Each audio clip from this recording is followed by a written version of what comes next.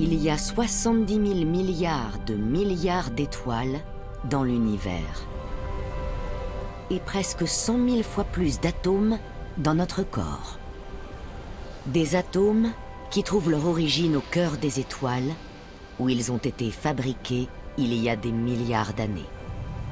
Chaque jour, notre corps en élimine une partie et la remplace. Nous sommes un assemblage de poussière d'étoiles en perpétuelle mutation. La vie est un architecte qui travaille avec les matériaux à sa disposition. La sélection naturelle, l'évolution, c'est en quelque sorte la réorganisation des éléments issus du Big Bang pour en faire des composants utiles. Quand nous respirons, mangeons, buvons, notre corps se régénère molécule après molécule. Certaines sont remplacées toutes les heures, d'autres toutes les semaines. Chaque année, nous renouvelons 98% de nos atomes. En réalité, quand on se met en quête de nourriture, on cherche à combler les besoins de chacune de nos cellules. En phosphore, en azote, en sodium. Vous devez manger ce que vous êtes. C'est comme ça.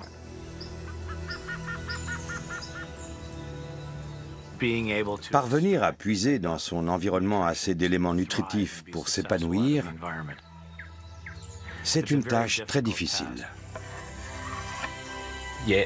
Et pourtant, nous y parvenons tous, et pas seulement les humains, mais tous les organismes vivants. Comment? En trouvant les aliments qui ont bon goût. Leur sens du goût pousse les animaux vers les éléments dont leur corps a besoin pour fonctionner. L'appétit est guidé à la fois par le plaisir et par les besoins nutritionnels. Le plaisir est intimement lié au comportement nécessaire à la survie. Nos corps développent des mécanismes pour nous récompenser des comportements qui nous sont bénéfiques et nous punir de ceux qui sont nocifs. Sur notre langue, il y a des petits récepteurs qui réagissent aux éléments chimiques contenus dans tout ce qu'on met dans notre bouche. Ils nous procurent des sensations dont certaines sont agréables. Les goûts umami, sucrés, aigres, et d'autres désagréables, notamment l'amertume. Le sens du goût est vital. Il fonctionne selon le principe de la carotte et du bâton. Pour chaque espèce animale, la carotte et le bâton diffèrent légèrement en fonction de ses besoins spécifiques. Chez l'être humain, les récepteurs des goûts sucrés, salés et umami font office de carotte. Ils nous poussent vers ce dont nous avons besoin. Nos récepteurs de l'amertume, eux, nous tiennent lieu de bâtons.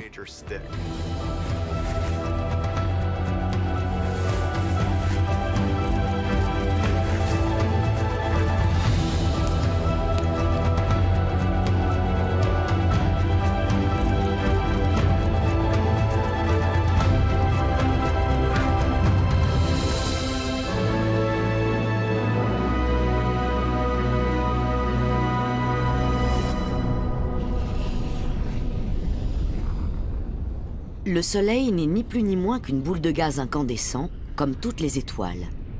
Mais c'est la nôtre, celle à qui l'on doit tout. Notre passé, notre présent et notre avenir. Au cœur du Soleil, il y a des températures et des pressions incroyablement élevées, qui entraînent la fusion des atomes, ce qui produit de l'hélium.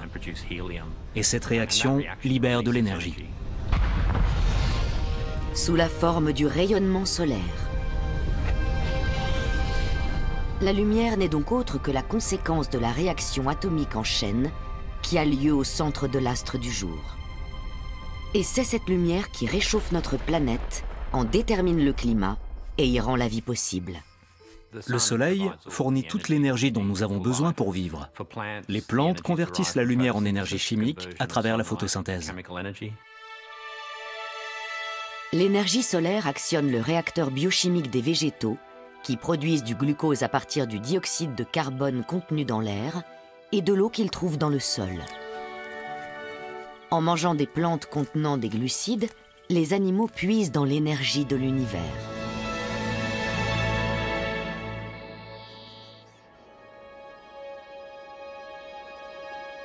Les plantes ont commencé à verdir notre planète en colonisant la terre ferme il y a 420 millions d'années.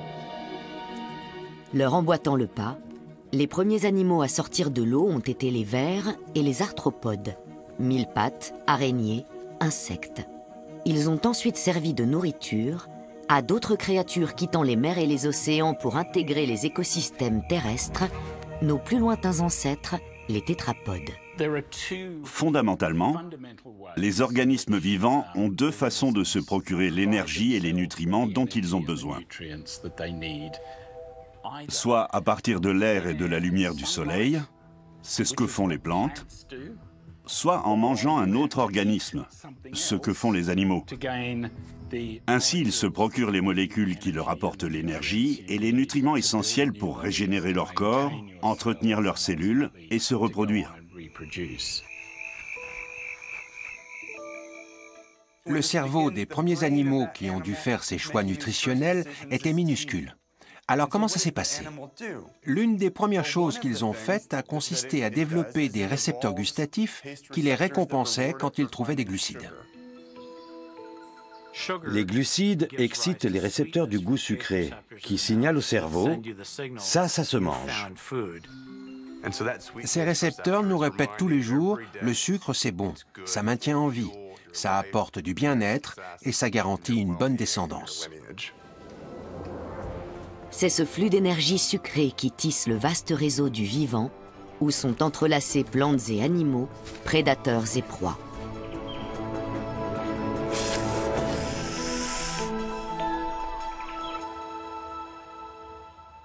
Il y a quelques 140 millions d'années, au temps des dinosaures, apparaît la première fleur. Elle marque un moment clé de l'histoire de notre planète.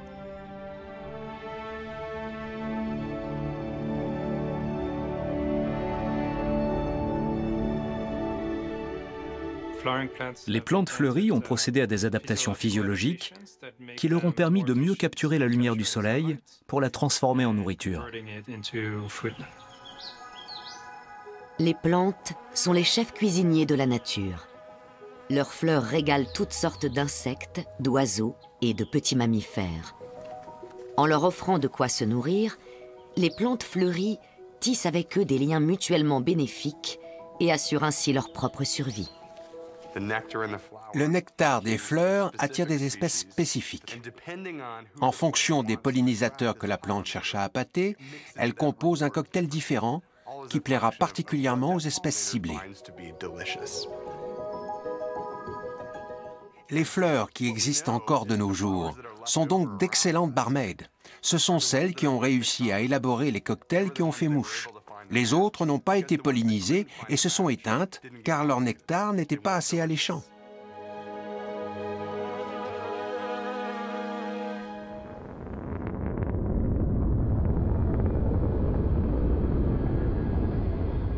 Il y a 65 millions d'années, une gigantesque météorite s'est écrasée sur la Terre.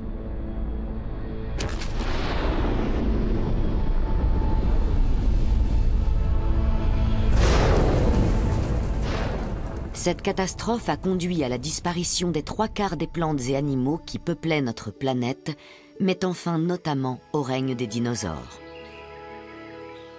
Mais elle a aussi ouvert un nouveau chapitre du grand livre de la vie. Des millions d'années après l'impact, on a vu naître les forêts tropicales humides, qui comptent parmi les milieux phares de la biodiversité sur Terre. Les arbres ont produit de grosses graines pleines d'énergie, de façon à grandir vite et à gagner la course à la lumière contre leurs voisins. Ces lourdes graines atterrissaient cependant au pied des arbres qui les avaient portées, si bien que les nouveaux plants devaient partager l'eau et les nutriments avec leurs parents. Mais là encore, la nature a trouvé une solution. Elle a recouvert les graines d'une enveloppe faite de tissus nourrissants, la pulpe de fruits. Les plantes ont inventé les fruits pour que les animaux les mangent, puis transportent leurs graines dans leurs entrailles jusqu'à un endroit plus propice. Ils se déplacent et en faisant leurs besoins, ils expulsent ces graines à quelque distance de l'endroit où ils les ont ingérées. Ces graines se retrouvent plantées avec un peu d'engrais de surcroît. Les scientifiques ont découvert que de cette façon, elles ont bien plus de chances de germer.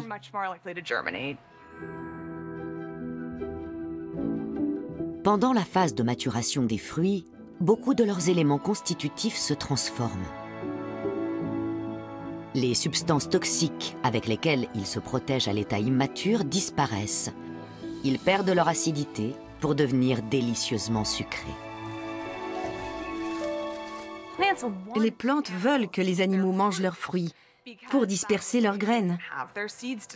Elles les récompensent en leur fournissant de l'énergie qu'ils détectent grâce à leur goût sucré. L'énergie se mesure en calories et ce qui permet de s'en procurer le plus facilement, ce sont les glucides.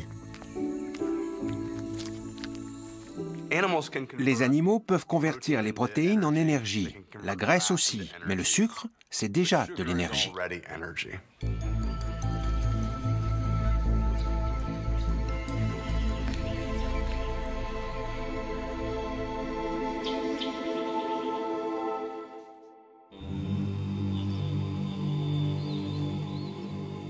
Les Gurung, au Népal, risquent leur vie pour récolter du miel.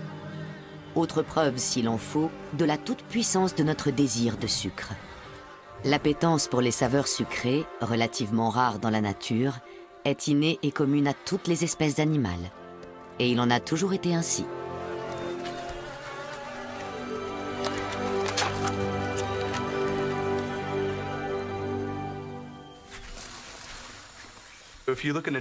Si l'on s'intéresse au monde des chimpanzés, la plupart des fruits qu'ils mangent et qu'ils trouvent sucrés nous paraîtraient insipides.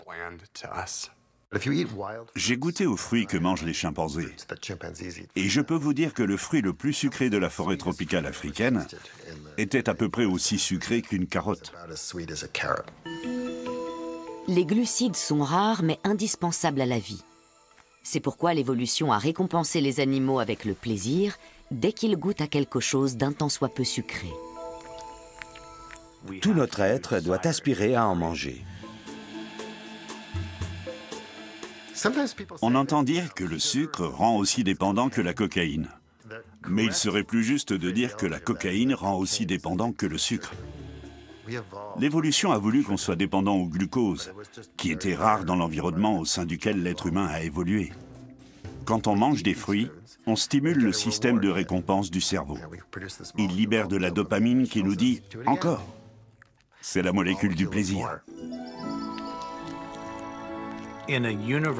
Dans un environnement où les nutriments et les calories sont rares ou difficiles à se procurer, les fruits constituent une excellente source de nourriture. Quand un arbre porte des fruits, il faut saisir la balle au bond.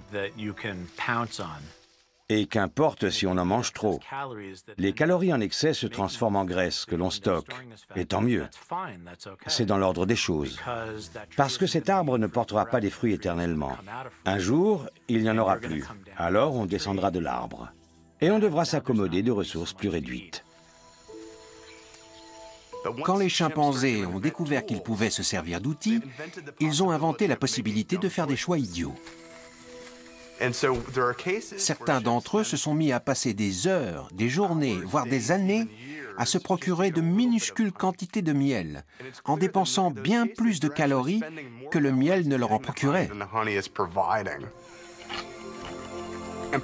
Pour un chimpanzé, ce n'est peut-être pas si grave, mais ça a entraîné une sorte de dysfonctionnement comportemental.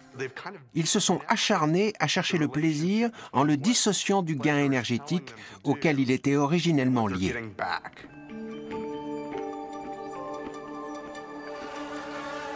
Humains ou animaux, nous venons tous au monde avec un penchant pour le sucre. Les primates ont évolué assez rapidement dans le sillage de l'explosion de prospérité des plantes à fleurs. Dans le but de s'assurer une meilleure reproduction, les arbres fruitiers leur offraient une nourriture bien sucrée. Mais tous ne se sont pas toujours montrés parfaitement honnêtes. En bonne chef cuisinière, la nature s'efforce de produire des fruits assez attirants pour qu'on vienne les manger. Mais si l'arbre peut fournir moins d'efforts pour convaincre les animaux de manger ses fruits, sachant qu'il en tirera le même bénéfice, il va économiser ses moyens. Parvenir à inciter les primates à disperser ces graines sans dépenser une grande quantité d'énergie chimique dans la fabrication des fruits, pour une plante, c'est le jackpot. Il en existe une qui excelle dans l'art de l'illusion. Ces fruits contiennent une protéine à la saveur bien plus sucrée que le fructose, mais qui n'en est pas, la braséine. La braséine est ce qu'on appelle un édulcorant artificiel. C'est une protéine que l'on trouve dans le fruit de l'oubli, une plante qui pousse dans les régions tropicales d'Afrique de l'Ouest. La braséine a un pouvoir sucrant des centaines de fois supérieur à notre sucre alimentaire, le saccharose. C'est extrêmement sucré. Cette minuscule protéine s'enroule autour du récepteur du goût sucré et lui sonne les cloches à toute volée. « Je suis sucré, mange-moi !» Mais elle ne procure aucune énergie.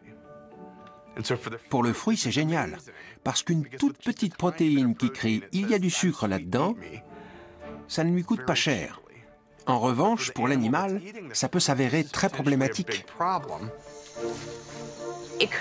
Ça peut faire la différence entre avoir ou non un petit cette année-là pour une femelle primate, car la reproduction est un acte qui lui demande énormément d'énergie. L'oubli a recours au mimétisme moléculaire pour se fixer aux récepteurs gustatifs des primates avides d'énergie. Mais la supercherie ne fonctionne pas à tous les coups. Au fil de l'évolution, les gorilles ont perfectionné leurs récepteurs du goût sucré de façon à ne pas tomber dans le piège de la braséine. Pour les gorilles, la braséine n'a pas un goût sucré. C'est un grand avantage d'être capable de percevoir que cette protéine, qui a une saveur très sucrée pour les autres animaux, ne contient pratiquement pas d'énergie chimique et qu'ils perdraient leur temps à s'en nourrir. Les spécimens qui se tournent plutôt vers ces délicieuses figues réellement riches en sucre ont une progéniture plus nombreuse. Et c'est comme ça que leur trait génétique avantageux se propage. Au fil de l'histoire évolutive, les gorilles ont donc réussi à déjouer la ruse de cette plante trompeuse. Et c'est tant mieux pour eux, car un trop-plein de nourriture pauvre en calories peut être dangereux pour les animaux sauvages. De nos jours, les êtres humains sont plutôt confrontés au problème inverse, l'excès de nourriture riche en calories. La différence entre l'être humain et les autres primates, c'est que leurs arbres à eux portent des fruits de façon cyclique, alors que les sources de nourriture auxquelles on a accès dans nos sociétés humaines ne tarissent jamais. Les signaux que nous envoient nos récepteurs gustatifs ne sont plus en adéquation avec les besoins de notre corps. Notre langue continue à nous récompenser d'avoir trouvé ce qui était rare et précieux il y a 3 millions d'années. Les édulcorants pauvres en calories nous paraissent donc être le remède miracle dans un monde où beaucoup de gens ont un accès illimité à des aliments très riches. Du sucre sans calories? Formidable. Mais il y a des conséquences indésirables. Il est urgent qu'on se penche sérieusement sur la question et qu'on essaie de comprendre comment tout cela fonctionne. On a d'abord cru que les récepteurs gustatifs se trouvaient tous sur la langue. Mais par la suite, on s'est aperçu qu'il y en avait dans tout l'appareil digestif. Ils ne déclenchent toutefois aucune sensation consciente. Les stimuli conscients, c'est ce que nous appelons les sensations. Le sucre est doux, le chlorure de sodium est salé, les acides sapiques, et ainsi de suite.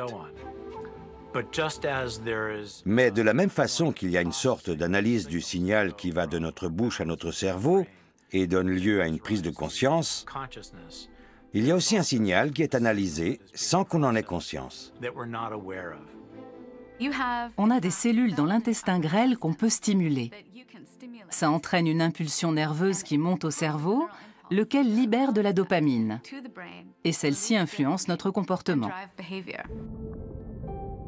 Depuis un demi-milliard d'années, ces récepteurs indiquent aux animaux ce dont leur corps a besoin et ce qu'ils doivent manger.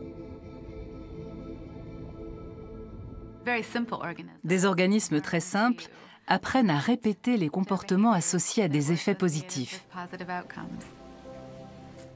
Pas nécessairement de façon consciente. Ça peut se limiter à une représentation dans le cerveau. Mais cette réponse nerveuse est associée à l'impact nutritif de tel ou tel comportement. Ça me réussit, je recommence. Ce fonctionnement a été très bénéfique d'un point de vue évolutif. Ensuite, on a développé des capacités à avoir des perceptions conscientes et à les associer à ces signaux internes que nous envoie le corps.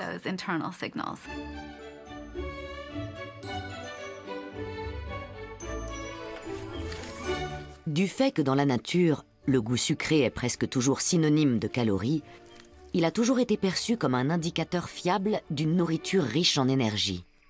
Le goût aide le corps à se préparer à métaboliser les aliments de manière adaptée, par exemple en sécrétant de l'insuline, l'hormone qui permet de distribuer au mieux le glucose dans le corps pour qu'il soit converti en carburant ou stocké. Mais dans un monde où l'industrie agroalimentaire a recours à des édulcorants sans calories, le système s'effondre. Au bout du compte, l'intensité du goût sucré n'est plus un indicateur fiable de la quantité de sucre que le corps va recevoir. Si l'on se met à jouer avec les messages sensoriels qui ne signalent plus correctement les vertus nutritionnelles de ce que l'on ingère, alors le métabolisme ne peut plus fonctionner au mieux. Et cela peut mener, par exemple, à une sensibilité réduite à l'insuline. C'est le propre de beaucoup d'aliments transformés. Leurs propriétés sensorielles et nutritionnelles ne coïncident plus.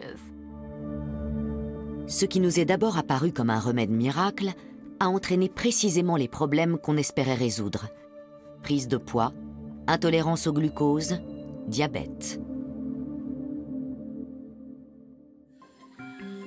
D'abord, il y a eu la lumière. Quand les plantes ont appris à la capturer et à stocker cette énergie sous forme de glucose, le règne végétal et le règne animal se sont entrelacés.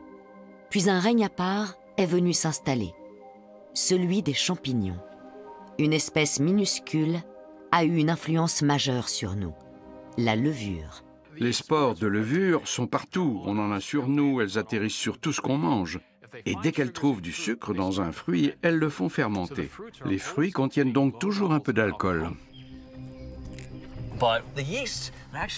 Les levures gâchent une partie de l'énergie que représente le sucre du fruit quand elles en arrivent à produire de l'éthanol. D'un point de vue évolutionniste, ça paraît surprenant.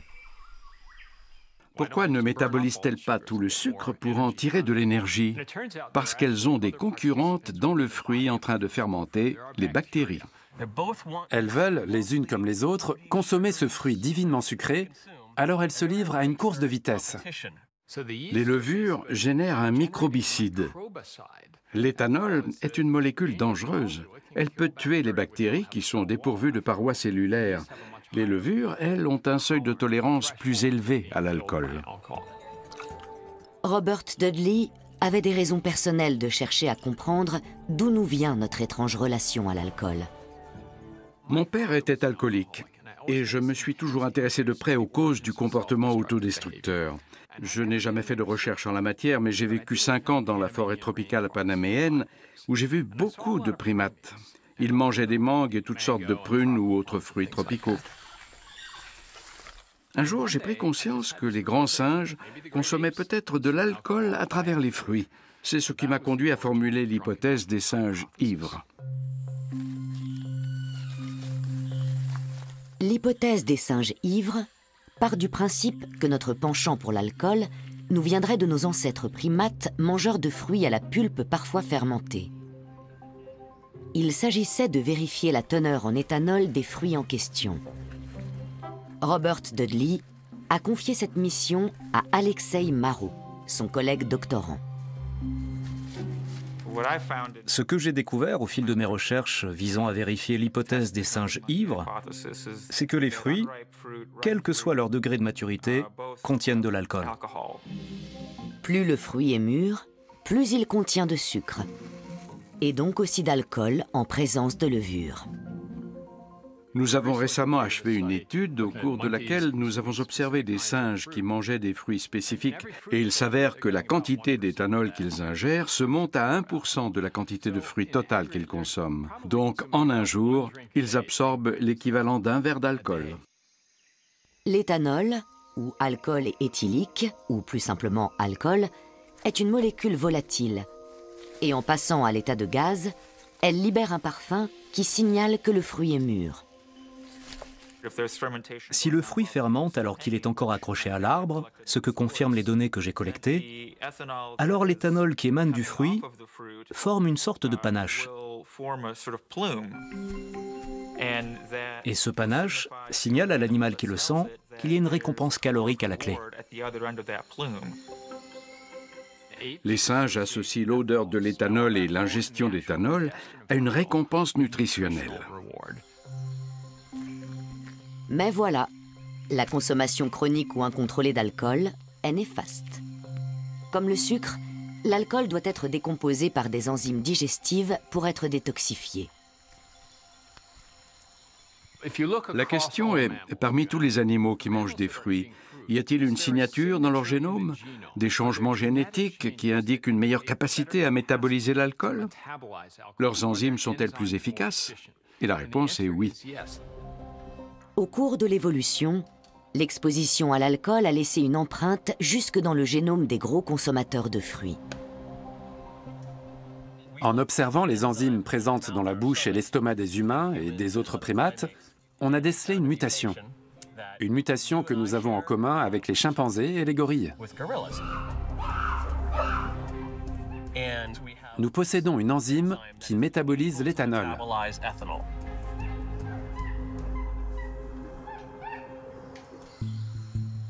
Le développement de cette enzyme, l'alcool déshydrogénase, coïncide avec un changement environnemental de taille.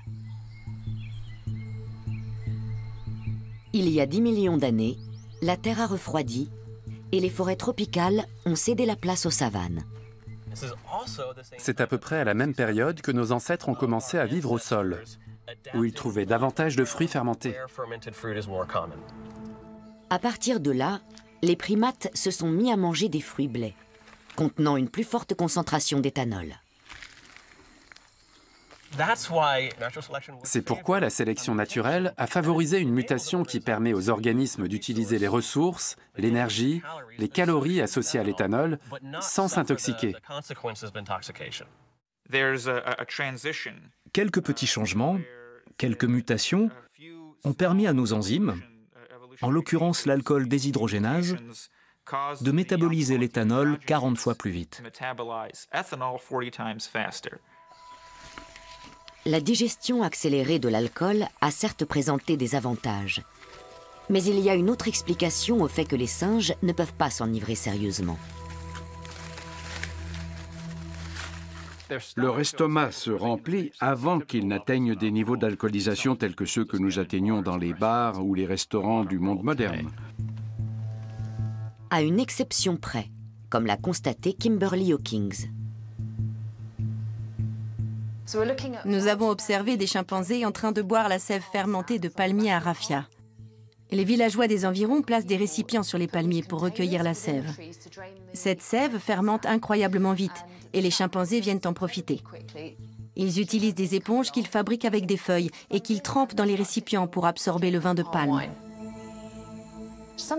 On en a vu passer une demi-heure à boire cet alcool. Bien souvent, ils repartent en affichant des signes évidents d'ébriété. Il n'est pas rare qu'ils s'endorment à peine descendus de l'arbre. Je pense qu'on peut tous s'identifier à cela. Un jour, on a vu un vieux mâle rester là à boire pendant 45 minutes. Et alors que tous les autres se préparaient pour la sieste, il a pris un malin plaisir à les embêter. Ça a duré une bonne heure, avant qu'ils s'endorment enfin.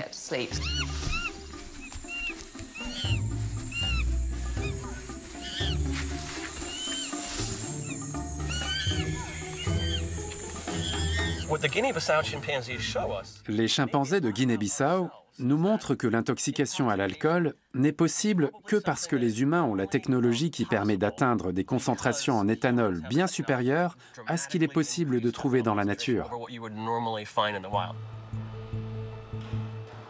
L'alcoolisme, le diabète et l'obésité sont des pathologies liées à des excès nutritionnels. Les technologies modernes nous donnent accès à des substances nutritives qui n'étaient pas accessibles il y a 1 million ou 10 millions d'années à nos ancêtres primates dans la forêt tropicale. Elles contrarient le principe d'évolution. Notre environnement technologique a évolué bien plus vite que notre génome. On peut considérer l'alcoolisme comme une tare héritée de nos ancêtres primates, dans le sens où on associe l'exposition à l'alcool à la récompense nutritionnelle. L'effet bénéfique est bien réel quand il n'y a pas beaucoup d'alcool dans les fruits de la forêt, mais ça tourne mal dans un monde qui nous offre un accès illimité à de l'alcool bon marché hautement concentré.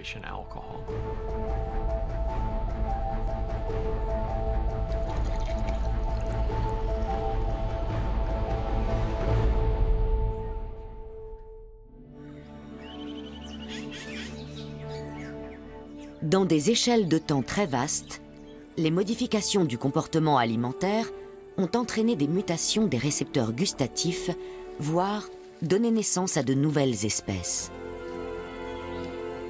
L'un des exemples les plus frappants est le cas du colibri, ou oiseau-mouche. Ils sont magiques. Ce sont de véritables petites pierres précieuses volantes. Pour beaucoup d'ornithologues, ce ne sont pas des oiseaux normaux. Et c'est vrai, ils ressemblent fort à des insectes. Ces minuscules butineurs au plumage chatoyant semblent défier la gravité. Ramenés à leur taille, leur vitesse de vol dépasse celle des faucons et des avions de chasse. Contrairement à tous les autres oiseaux de la planète, ils peuvent voler sur place. Si les colibris maîtrisent le vol stationnaire, c'est grâce à leur capacité à battre des ailes à une cadence vertigineuse, jusqu'à 80 fois par seconde, d'où leur bourdonnement caractéristique. Leur mode de vie acrobatique est rendu possible par un métabolisme extrêmement rapide, alimenté par le sucre contenu dans le nectar des fleurs. Ce sont des engins volants à vitesse de combustion très élevée. Et comme ils sont tout petits, ils perdent beaucoup de chaleur. Ils ont besoin d'énormément d'énergie qu'ils puisent seulement dans le nectar des fleurs. S'ils ne mangent pas pendant 1 jour et demi, c'est fini. Les colibris peuvent identifier une source de glucides en un clin d'œil, alors même qu'ils ne sont pas dotés de récepteurs gustatifs capables de déceler le goût sucré.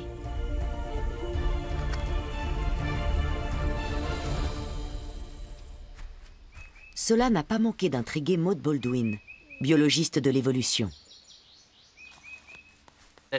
Je n'arrivais pas à croire qu'ils ne soient pas sensibles au goût sucré.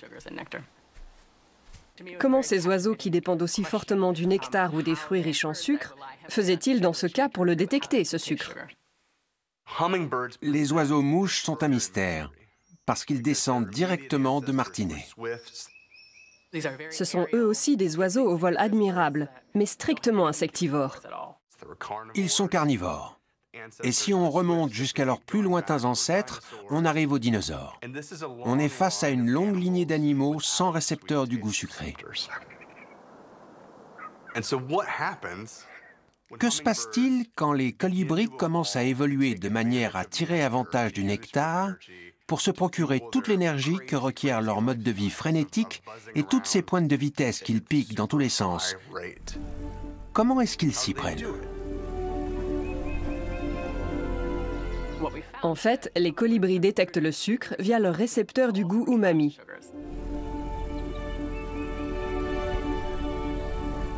Ce sont des récepteurs du goût umami, mais ils réagissent au sucre. C'est surprenant.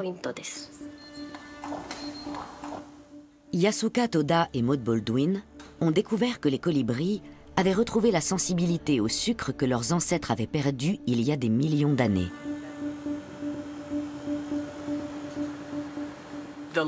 La lignée qui mène aux oiseaux-mouches a développé l'aptitude à voler sur place pour attraper les insectes qui voletaient près des fleurs. Et elle a découvert le nectar. Ce serait donc par hasard que ces virtuoses du vol, en chassant les insectes, auraient goûté à ce formidable carburant. Comparé à leur nourriture habituelle riche en protéines, il a dû leur sembler bien fade de prime abord. Ce changement de régime alimentaire requérait une mutation de leur récepteur gustatif. Le récepteur des notes umami réagit aux acides aminés.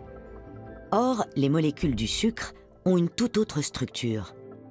Les récepteurs gustatifs ancestraux du colibri devaient donc subir une altération pour devenir sensibles au goût du nectar sucré.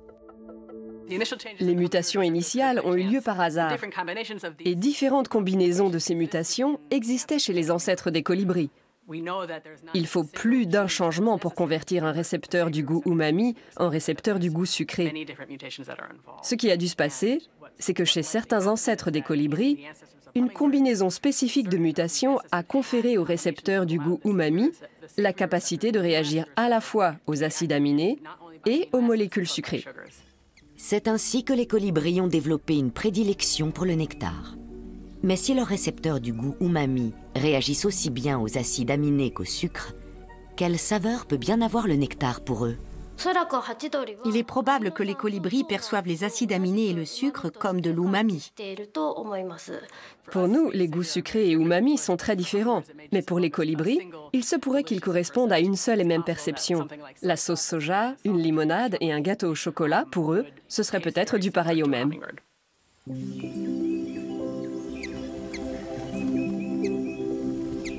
À chaque fois que l'on constate une modification importante du régime alimentaire, on peut être sûr qu'elle s'accompagne d'une altération du plaisir gustatif. Si on n'apprécie pas son alimentation, on ne survit pas longtemps. Une fois que les oiseaux-mouches ont pris goût au nectar, leur évolution s'est accélérée. En quelques millions d'années, un clin d'œil à l'échelle des temps géologiques, les espèces se sont diversifiées pour atteindre un nombre avoisinant les 350 de nos jours.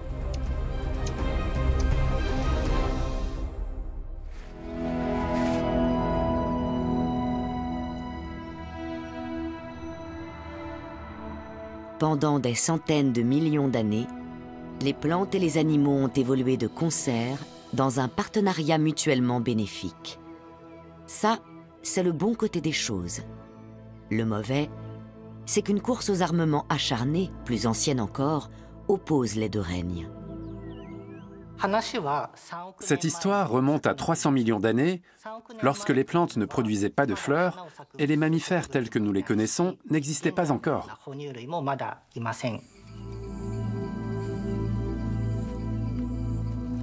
Émergeant des mers, les premiers animaux terrestres se nourrissaient pour la plupart de plantes. Il a fallu des millions d'années pour que les plantes et les animaux trouvent des moyens de coopérer. Pour les plantes, les insectes représentaient un danger dont il fallait se défendre. Cela marque le début de la production du goût amer et de la perception de l'amertume. Les plantes sont très douées pour créer leur propre défense. Elles supportent d'être partiellement mangées. Bien sûr, si elles le sont entièrement, elles ne survivent pas. Elles ont toutes sortes de façons de se défendre, par des moyens physiques, comme les épines, qui les protègent typiquement contre les herbivores, mais aussi grâce à des armes chimiques. Ces armes chimiques ont pu être mortelles pour les premiers herbivores. Mais en réaction à ces armes, ils ont développé des récepteurs du goût amer qui les avertissent avant qu'ils ne fassent bombance. Attention, cette plante va te tuer. En étudiant l'évolution des récepteurs gustatifs chez les espèces très anciennes de mammifères, comme le koala, Takashi Hayakawa est remonté aux origines de la sensation du goût amer. Nous avons découvert que tous les mammifères, des ornithorynques aux primates, perçoivent le glucoside, qui est un composé chimique. Les glucosides se sont répandus dans le règne végétal pour une raison précise. Ils contiennent des poisons, parmi lesquels le plus dangereux de tous, le cyanure. Quand un animal mord dans une feuille, il libère le poison. Pour s'en prémunir, les herbivores ont développé un récepteur du goût amer qui décèle les substances toxiques. Ce sont les premiers récepteurs du goût amer et les poisons qui nous ont fait découvrir l'amertume.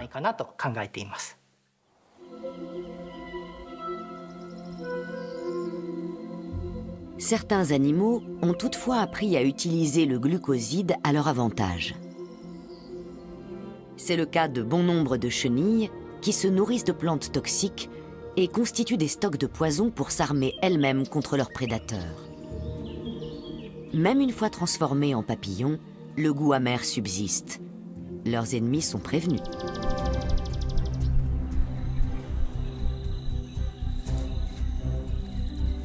Dans la nature, l'amertume fait partie du kit de survie. À mesure que les plantes, mais aussi certains insectes et autres invertébrés se sont constitués un arsenal chimique, les mammifères ont élargi leur gamme de détecteurs. D'un, ils sont passés à 2, puis 4, puis 8, jusqu'à avoir tout un éventail de récepteurs du goût amer, dont chacun réagit à un groupe spécifique de composés chimiques. Mais s'ils sont divers et variés chez les mammifères actuels, ces récepteurs sont tous connectés au même fil qui les relie au cerveau et ils signalent tous l'amertume.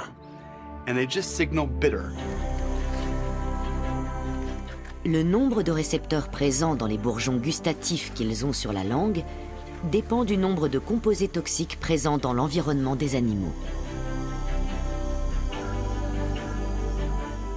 La langue est truffée de sonnettes d'alarme. Ces papilles ont évolué chez les différentes espèces en réponse aux poisons qu'elles étaient susceptibles d'ingérer. Plus un animal était exposé à des aliments dangereux, plus il avait besoin de récepteurs pour le prévenir. Par exemple, en Australie, les koalas dépendent totalement des feuilles d'eucalyptus pour vivre. Pourtant, ces feuilles contiennent divers poisons et font partie des végétaux les plus toxiques. En fait, en analysant la quantité des gènes codants pour les récepteurs du goût amer chez le koala, nous avons découvert que c'est l'espèce qui en possède le plus chez les marsupiaux australiens. Les koalas ont développé la capacité de décomposer les substances toxiques de l'eucalyptus pour les rendre inoffensives. Néanmoins, ils utilisent leurs récepteurs du goût amer pour choisir les feuilles contenant une moindre concentration de poison. Cette faculté à tolérer le poison des eucalyptus leur a sauvé la vie au lendemain des feux de brousse ravageurs de 2019 qui ont tué plus d'1 milliard d'animaux dans le sud-est du continent australien. Les eucalyptus sont particulièrement inflammables, mais ils sont dotés d'une capacité incroyable de régénération. Leur écorce épaisse protège des bourgeons végétatifs dormants qui ont au fait de former de jeunes pousses même après des incendies dévastateurs. Chez l'eucalyptus, ces bourgeons sont essentiels pour la régénération de l'arbre. C'est pourquoi ils produisent encore plus de toxines. Par conséquent, les koalas qui ont survécu doivent s'appuyer davantage sur leur perception de l'amertume afin de trouver les feuilles les moins toxiques. Mais l'amertume ne met pas seulement en garde contre des dangers. Il arrive qu'elle indique la présence de substances aux propriétés curatives. Prenez l'aspirine. Elle a un goût amer. Nous avons des récepteurs gustatifs qui réagissent au principe actif de l'aspirine. Ils sont là pour nous mettre en garde contre lui. Or, cet agent chimique très puissant peut avoir des effets positifs sur notre corps s'il est bien dosé. Les médicaments ont un goût amer parce que mal dosés, ils deviennent poison. Il y a toujours un risque de surdosage avec les médicaments. Mais à la juste dose, ils peuvent être tolérés par notre organisme, voire améliorer notre état de santé. Par conséquent, on peut penser qu'en absorbant de faibles doses de composants amers dans notre nourriture, on en tire un bénéfice. La volonté de goûter à des substances amères n'est donc pas dépourvue de sens d'un point de vue évolutionnaire. Certains peuples indigènes essaient de déterminer si telle ou telle plante ont des propriétés médicinales en les testant sur une peau sensible, puis sur la langue. Si c'est amer, c'est un signe que ça peut avoir des bienfaits thérapeutiques. C'est avec cette idée en tête que Gary Beauchamp a fait une découverte inattendue. Cette découverte a été l'une des expériences les plus passionnantes que j'ai jamais faites. À l'Institut Monell, nous travaillons avec des entreprises et l'une d'elles est venue nous voir pour nous parler d'un problème avec un produit qu'elle venait de mettre sur le marché. Il s'agissait d'un remède contre le rhume enrichi à l'ibuprofène, un antalgique anti-inflammatoire. Les gens se plaignaient de son goût très mauvais, très amer. C'était infect. En principe, on ne prend de l'ibuprofène qu'en comprimé pelliculé. Dilué dans l'eau, la substance provoque des irritations. Non seulement ça irrite, mais ça déclenche de la toux.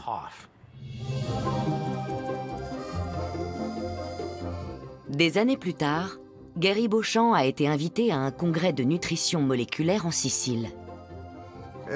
Nous étions assis autour d'une table et testions des huiles d'olive vierges extra, produites juste en bas de la colline où nous nous trouvions.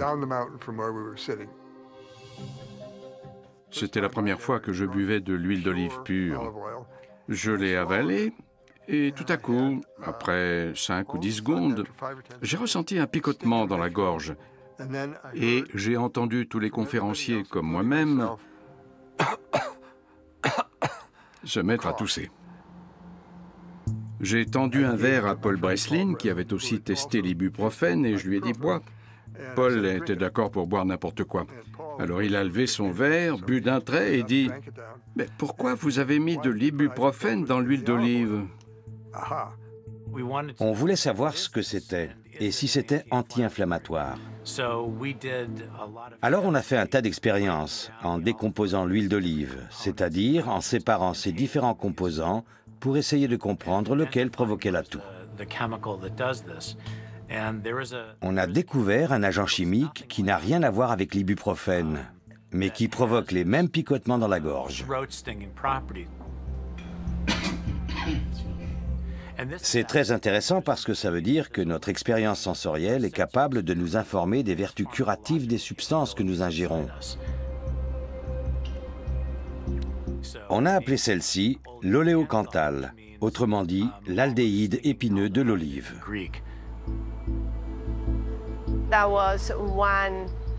Ce composant, que l'on ne trouve que dans l'huile d'olive, a été une découverte extraordinaire.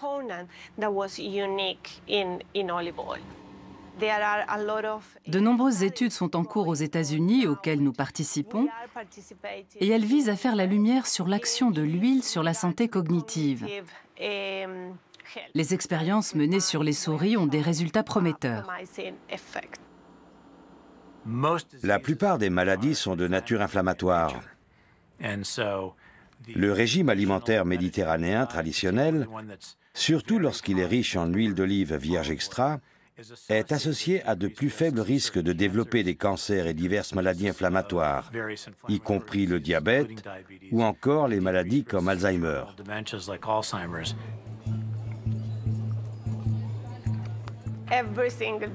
Je bois tous les jours de l'huile d'olive vierge extra.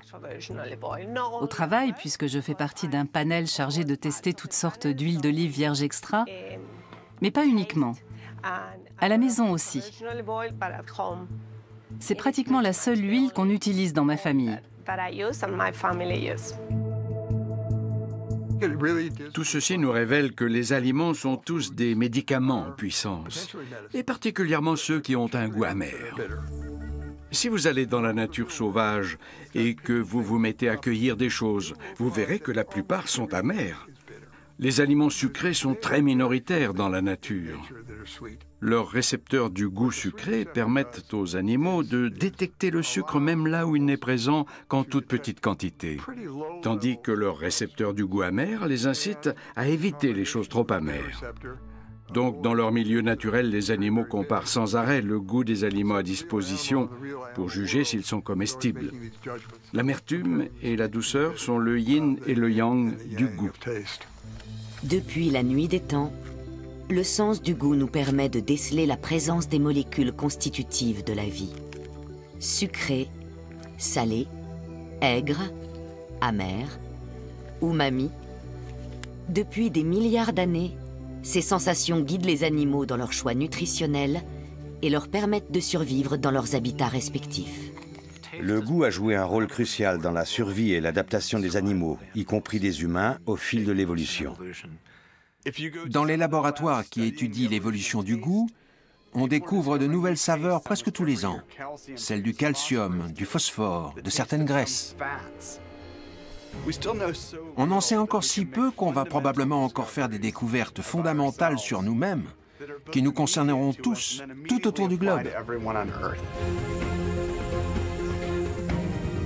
La chimie du goût nous offre de nouvelles clés de compréhension de l'histoire évolutive du vivant. Bouchée après bouchée, nous avançons dans notre connaissance du monde.